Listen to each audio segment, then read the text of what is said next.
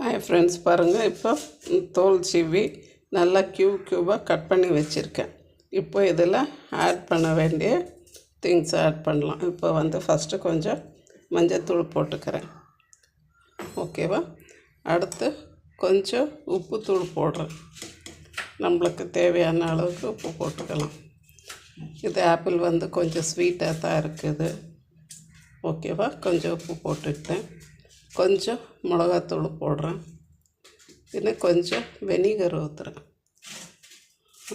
உங்கள் மிளகாத்தூள் பாருங்கள் எவ்வளோ காரம் இருக்குதுன்னுட்டுன்னு. ஓகேவா? இதில் கொஞ்சம் ஒரு ஃபியூ ட்ராப்ஸு, ஒரு அரை ஸ்பூன் அளவுக்கு வெனிகர் ஊற்றிருக்கேன். பின்ன கொஞ்சம் இதுக்கு பைண்ட் ஆகிறதுக்கு கொஞ்சம் அரிசி மாவு இல்லை கார்ன்ஃப்ளவர் போட்டுக்கலாம்.